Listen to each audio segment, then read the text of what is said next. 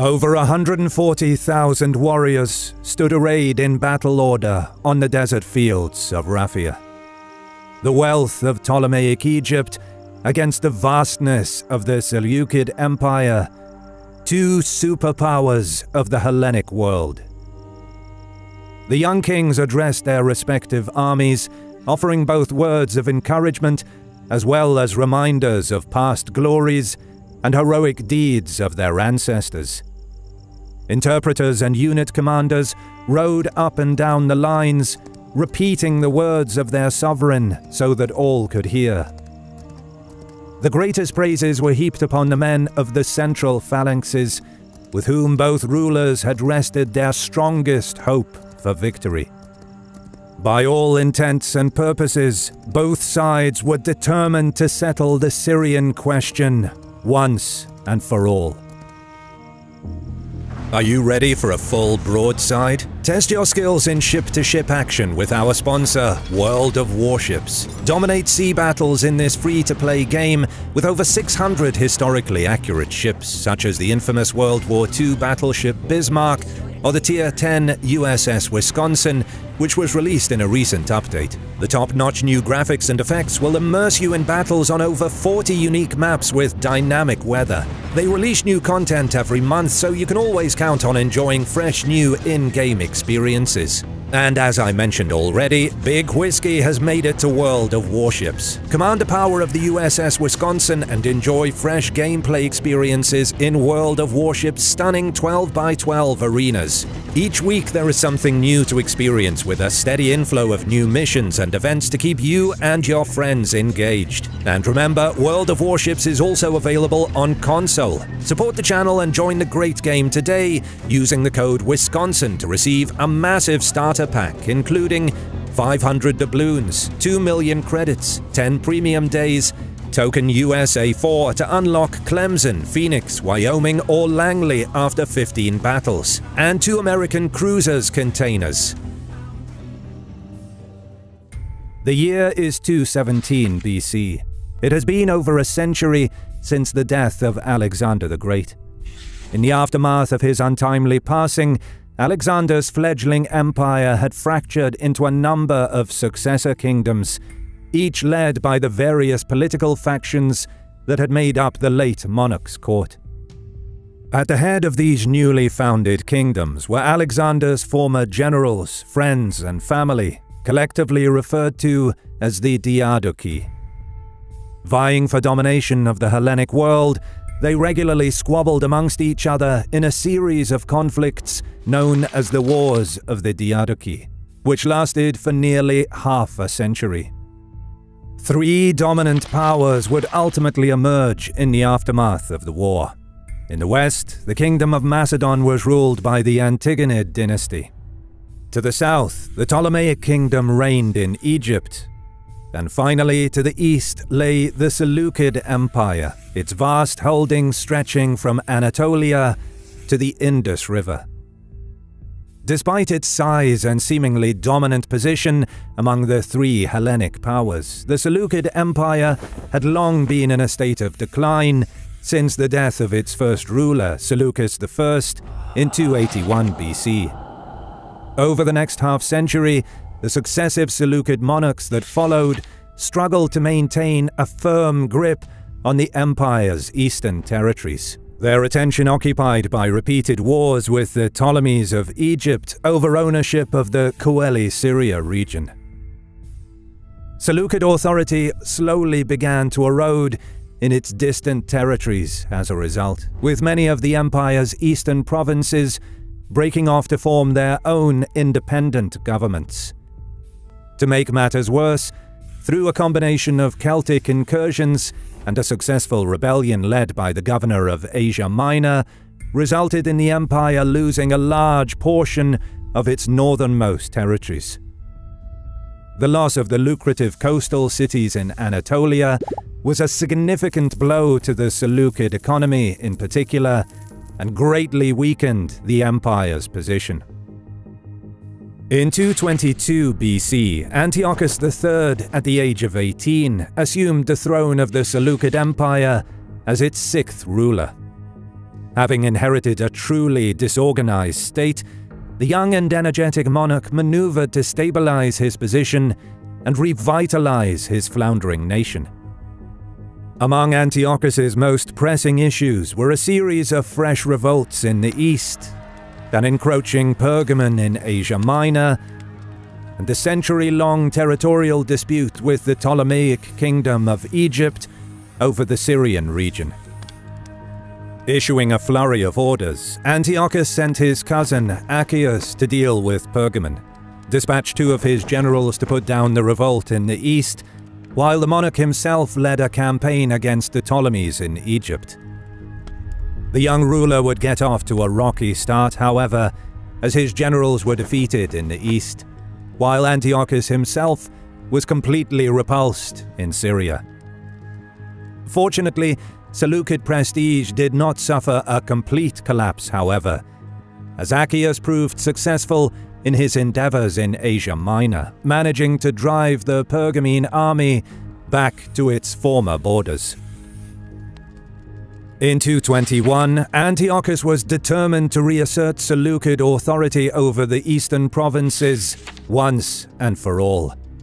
Personally leading a force himself, the young monarch would go on to successfully suppress 3 revolts in the region. In seemingly typical Seleucid fashion, however, while Antiochus was away, Achaeus, who had been in command of Asia Minor, chose this opportune moment to launch a rebellion of his own, assuming the title of king in Asia Minor. However, as Achaeus's power was not established enough to threaten other nearby Seleucid territories, Antiochus did not consider him to be an immediate threat, and thus upon his return from the east, opted to renew attempts to secure Syria instead. The resulting Seleucid campaign of 219 would prove to be highly successful, owing in part to the defection of the Ptolemaic governor of Coele-Syria, Theodotus, who had become unpopular with the Egyptian court. Coincidentally, Theodotus was the same commander who had repulsed Antiochus a few years earlier in 222. After decisively defeating a Ptolemaic force at Berytus in 218, Antiochus would go on to capture the town of Philadelphia, before marching deeper into the Levant, where he found himself bogged down, besieging Damascus and Sidon. In Alexandria, the 4th pharaoh of Ptolemaic Egypt, Ptolemy IV Philopator, was slow to react to the invasion of his territories, neglecting to make any meaningful military preparations throughout 219. Ptolemy was also a fairly young ruler, having ascended to the throne just 2 years earlier in 221 at the age of 22. Spurred by the counsel of his ministers, the young pharaoh spent the majority of 218 frantically gathering his army and hiring mercenaries, all the while sending emissaries to Antiochus under the pretense of negotiating peace to buy additional time. Fortunately for Ptolemy, Antiochus agreed to a 4-month truce. It seems that the Seleucid monarch believed the war was already all but won, and was now more concerned with Achaeus in Asia Minor, and as such sought to winter in his home territories so as to discourage his cousin from launching any potential incursions. With his preparations complete by the middling months of 217, Ptolemy IV marched his army from Alexandria into the Levant to confront Antiochus and the Seleucid host, seeking to settle the Syrian question once and for all. The pharaoh brought with him a force of around 75,000, of which 5,000 were cavalry, in addition to 73 elephants. Meanwhile, Antiochus had approximately 68,000 troops under his command, 6,000 of which were cavalry and 102 elephants. In accordance with Hellenic military doctrine of the time, both commanders understood that the number of phalangites fielded by either side would prove to be especially crucial in the upcoming struggle. Here, the Ptolemaic army held the advantage in numbers, with around 45,000 Phalangites, while the Seleucids had some 30,000. It is important to note, however, that 10,000 of the Seleucid Phalangites were the Argyraspides, also known as the elite Silver Shields. They were the premier infantry unit of the Seleucid Empire, with a long and revered tradition of military service dating back to Alexander the Great himself. Additionally, the elephants Antiochus brought to the field were from India, which are believed to have been much larger and stronger than Ptolemy's African elephants. The two armies would meet near the small town of Rapha, where sources suggest that Antiochus purposefully ordered his army to make camp just 1 kilometer away from that of Ptolemy's. For 5 days, the opposing forces skirmished with one another, regularly clashing over water places and whilst foraging for food. It was during this time that Theodotus, the former Egyptian governor of Coele-Syria, who had defected to the Seleucids, would attempt an act of extreme daring. After the skirmishing had concluded on one of the days, and just before dawn, Theodotus entered the Ptolemaic camp, accompanied by 2 others. As Ptolemy's army included those from all across the Hellenic world, the covert party's dress and appearance were nothing out of the ordinary, and as such, they managed to slip past the camp's guards without attracting any suspicion. From his time spent serving under Ptolemy, Theodotus had become familiar with the pharaoh's tastes and habits. He also made note of the location of the royal tent during the day's previous skirmishes, which had strayed relatively close to the Egyptian camp. Making his way past the pharaoh's attendants, Theodotus entered the royal tent. To his surprise, however, the pharaoh was not present, and a would-be assassin instead struck down the Egyptian ruler's unfortunate physician, Andreas. Afterwards, Theodotus managed to safely return to the Seleucid camp, his plot having only been discovered just as he made his exit. After 5 days of skirmishing, Ptolemy was determined to do battle, and gave the order for his army to assemble.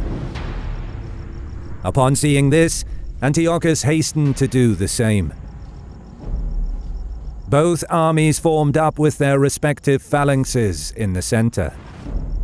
To the immediate left of the Egyptian phalanx was a unit of Libyan peltasts, followed by the pharaoh's own royal guard further down the line. On the Egyptian far left, Ptolemy placed a portion of his cavalry, closely supported by a contingent of Cretans. To the immediate right of the Egyptian center were units of Greek mercenaries, followed by various contingents of allied troops, consisting mostly of Gauls and Thracians. Beyond these units, Ptolemy placed the remainder of his cavalry. Of the 73 elephants available to the Egyptian forces, 40 were placed on the left flank, with Ptolemy himself positioned among them, and 33 on the right. Antiochus, meanwhile, positioned himself on the Seleucid right, directly opposite Ptolemy, with some 4,000 cavalry, split into 2 units of around 2,000 each. Next to the cavalry, the Seleucid center right was manned by a contingent of Cretans, followed by units of Greek mercenaries, bolstered by an additional 2,000 men from the Seleucid phalanx. To the left of the Seleucid center were various units of light infantry and javelin men gathered from throughout the empire's vast Persian and Arabian territories, with a detachment of approximately 2,000 cavalry rounding out the extreme left flank. Finally, around 60 elephants were placed in front of the Seleucid right, with the remaining 42 being positioned ahead of the left flank. Truly befitting a clash between superpowers of the Hellenic world, over 140,000 warriors across both sides now stood arrayed in battle order, on the desert fields of Raphia, the wealth of Ptolemaic Egypt against the vastness of the Seleucid Empire. The two young kings addressed their respective armies, offering both words of encouragement as well as reminders of past glories and heroic deeds of their ancestors. Interpreters and unit commanders rode up and down the lines, repeating the words of their sovereign so that all could hear. The greatest praises were heaped upon the men of the central phalanxes, with whom both rulers had rested their strongest hope for victory. By all intents and purposes, both sides were determined to settle the Syrian question once and for all. The battle began with both sides ordering their elephants to charge. Here, Polybius states that Ptolemy's smaller African elephants could neither bear the smell, sound, nor sight of their Seleucid Indian counterparts, and as such, were at a significant disadvantage, with many refusing to engage, and instead turning back and running amok upon the friendly lines of Libyan peltasts. Only a small portion of Ptolemy's elephants managed to engage the Seleucids, though they were quickly overwhelmed. Meanwhile, Antiochus, at the head of his cavalry, wheeled around the elephants in front of him and charged the Egyptian horsemen. Simultaneously, the Seleucid Greek mercenaries launched their own vicious assault upon the now disorganized lines of the Libyan peltasts. Under such pressure, the Ptolemaic left wing slowly began to give way, before eventually being routed entirely. On the other side of the battlefield, the Ptolemaic forces fared better, however. Recognizing that his smaller elephants would likely be too afraid to even approach those of the Seleucids, the commander of the Egyptian right wing instead led his forces in a flanking maneuver. Bypassing the charging elephant contingents entirely, the Egyptian horsemen threw themselves upon the flank of the Seleucid cavalry. In coordination with their commander, the Ptolemaic Greek mercenaries also moved to engage the lightly armored javelin men opposite them. These assaults succeeded in driving back the Seleucid left, with both sides essentially trading victories on either flanks. Antiochus, however, had chosen to pursue the routing Ptolemaic cavalry that had opposed him, believing the day to have already been won. Ptolemy, meanwhile, after having been pushed back, had moved to take command of his phalanx in the center. Revealing himself before both armies, the pharaoh ordered his men to charge. Here, the fight between the two phalanxes was chaotic and bloody, and after some time the outnumbered Seleucid center was forced to give ground. Units across the line began to break and flee, and soon only the elite Silver Shield pikemen remained to hold the line. They too would eventually break under the overwhelming pressure, however, and with their defeat, the Seleucid center ceased to exist. Antiochus had not realized the critical situation that he was in, still under the belief that his army had achieved similar success across the entire front. It was only when one of his older officers pointed out the cloud of dust raised by the phalanxes was moving towards their camp that he finally understood what was happening. The Seleucid monarch desperately galloped back towards the battlefield in the hopes of aiding his center, arriving only to find that the entirety of his line had all but collapsed and in full retreat. With no other option, Antiochus retired to Raphia with his remaining forces, while Ptolemy retired to his own camp. The next morning, Antiochus withdrew with what remained of his army to Gaza, and after negotiating a ceasefire to collect the dead, abandoned the region of Syria Coeli entirely. The Seleucid losses are estimated to have been around 10,000 infantry and 300 cavalry, with another 4,000 taken prisoner. The Ptolemaic losses are estimated at around 1,500 infantry and 700 cavalry, with the majority of their elephants either killed or captured.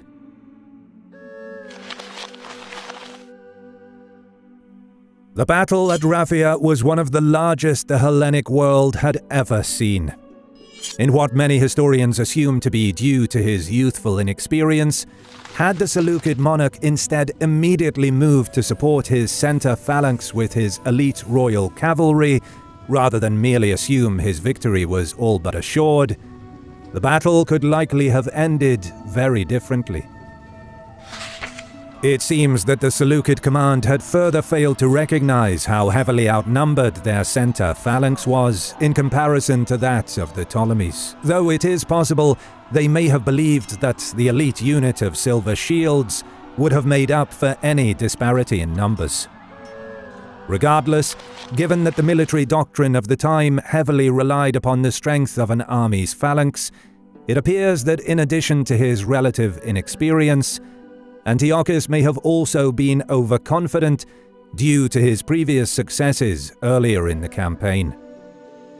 It's said that Antiochus took comfort in the fact that he had managed to achieve a local victory with the troops he led personally on the battlefield, and instead chalked his overall defeat up to a lack of spirit and courage amongst the rest of his army.